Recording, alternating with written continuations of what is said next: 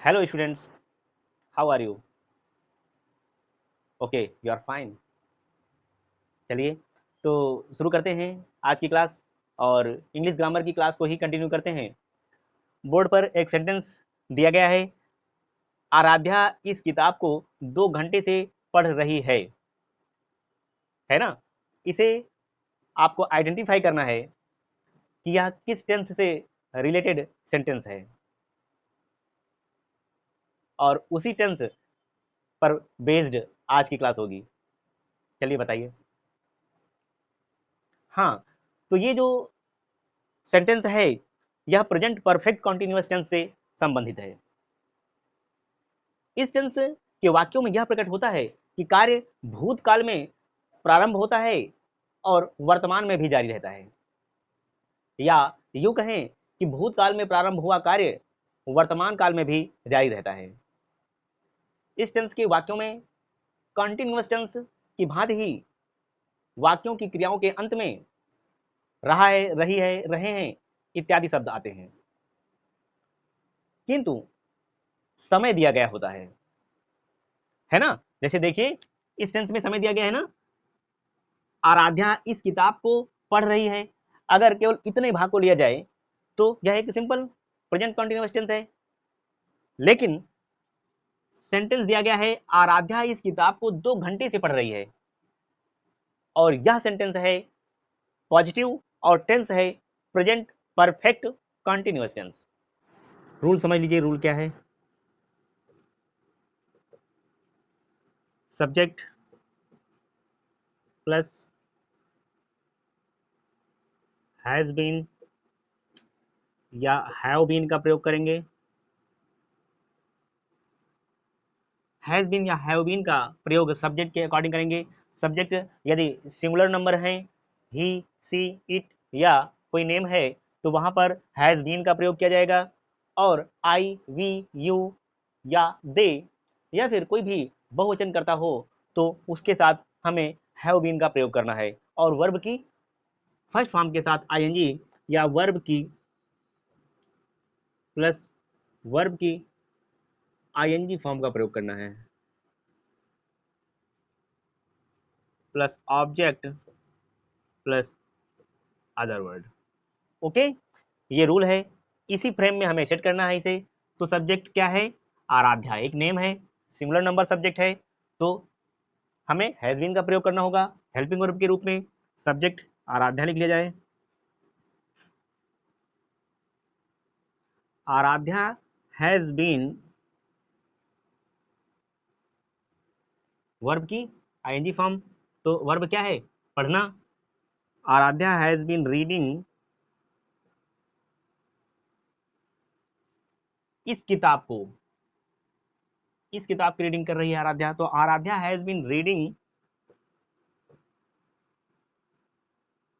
This book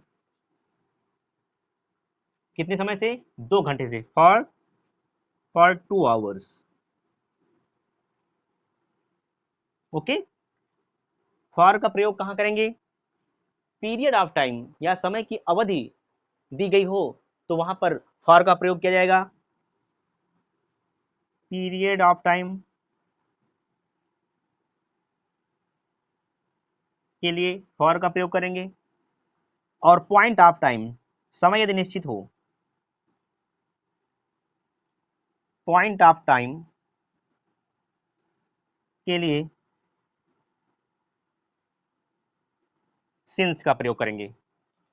okay, ये ध्यान में रखना है। कुछ और सेंटेंस के माध्यम से इस टेंस को भली भांति समझते हैं। नेक्स्ट सेंटेंस है, वह जनवरी से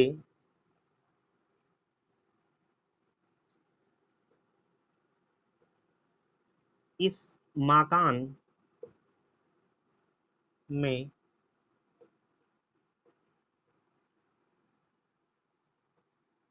रह रहा है।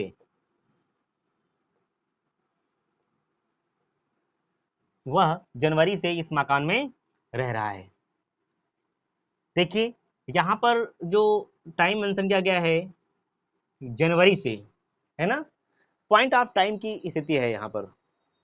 तो इस वाक्य में हमें सिंस का प्रयोग करना होगा। रूल्स के अकॉर्डिंग करते हैं। सबसे पहले सब्जेक्ट कर लिया जाए। सब्जेक्ट है ही के साथ हैज बीन का प्रयोग होगा। ही हैज बीन, वर्ब की आईएनजी फॉर्म प्रयोग करेंगे तो वर्ब क्या है, रहना, है ना। तो ही हैज बीन लिविंग, कहाँ रह रहा है, इस मकान में। तो he has been living in this house, he has been living in this house, कब से, जनवरी से। तो he has been living in this house since January, since January. Okay, समझ रहे हैं ना। हाँ, तो हैज बीन या हैव बीन या फिर सिंस और फॉर का प्रयोग कब करेंगे, इन वाक्यों के माध्यम से आप समझ सकते हैं। ओके, इसके निगेटिव सेंटेंस समझ लीजिए। जैसे वह 2 दिन से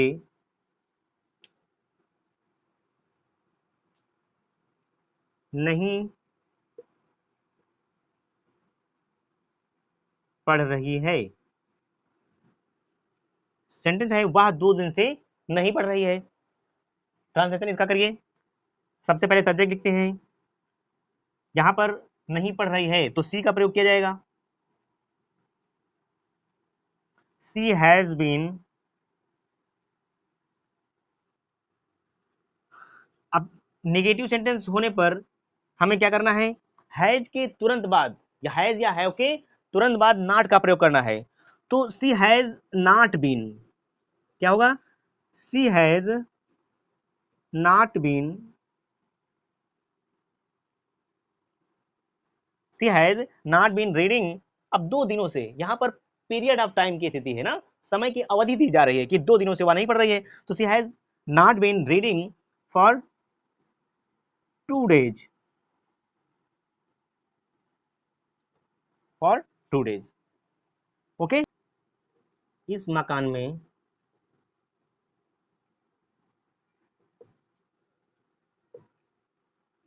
1 वर्ष से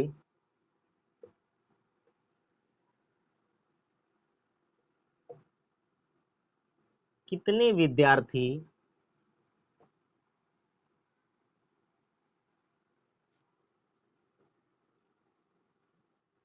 रह रहे हैं। इस मकान में 1 वर्ष से कितने विद्यार्थी रह रहे हैं। ओके, सेंटेंस है ये। यहां पर देखिए कितने विद्यार्थी, जो क्वेश्चन वर्ड है इसके साथ ही हमें रिलेटेड नाउन का प्रयोग भी करना है। यानी हाउ मेनी स्टूडेंट्स, मैंने बताया था how many, how much, whose, which. यदि ये जो इंटरोगेटिव वर्ड्स आए तो इनसे संबंधित नाउन का प्रयोग साथ में ही करना है। ओके, तो शुरू करते हैं इसका ट्रांसलेशन। हाउ मेनी स्टूडेंट्स, कितने विद्यार्थी। अब कितने विद्यार्थी की बात हो रही है यहां पर, तो ये प्लूरल नंबर सब्जेक्ट्स हो जाएगा। ओके, तो ऐसे में हैव बीन का प्रयोग करेंगे। How many students have been के बाद वर्ब क्या है फॉर्म, तो वर्ब क्या है, रह रहे हैं, रहना एक वर्ब है। तो have been living, how many students have been living in this house,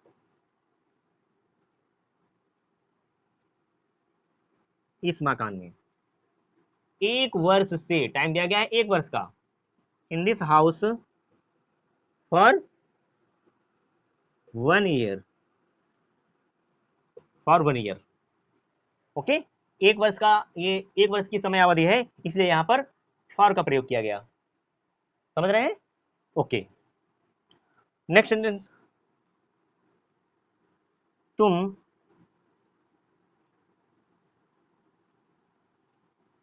2 दिन से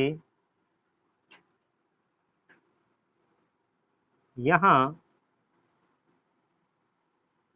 क्या कर रहे हो। सेंटेंस क्या है, तुम 2 दिन से यहाँ क्या कर रहे हो। ये बात ध्यान देना है कि जो इंटरोगेटिव वर्ड है इसका प्रयोग वाक्य के बीच में आया है ना। तो सबसे पहले इसकी स्पेलिंग लिखेंगे व्हाट,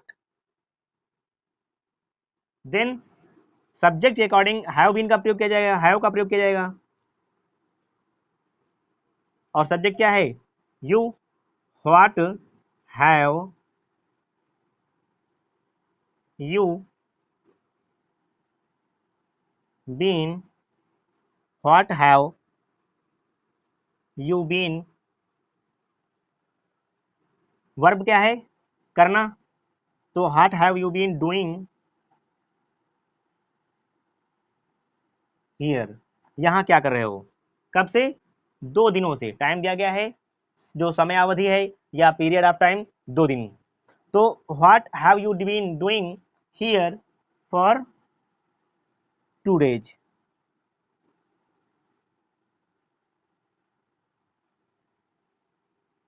ओके,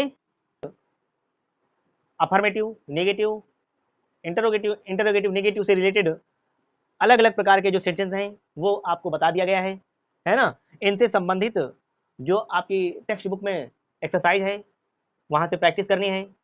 होमवर्क के लिए मैं कुछ सेंटेंस दे रहा हूं, नोट कर लीजिए और इनकी प्रैक्टिस घर पे करनी है। होमवर्क है आपके लिए, नोट कर लीजिएगा। पहला सेंटेंस है, यह डॉक्टर अप्रैल से रोगी को दवाई दे रहा है। सेकंड सेंटेंस है, ये लड़के कितने घंटे से खेल रहे हैं।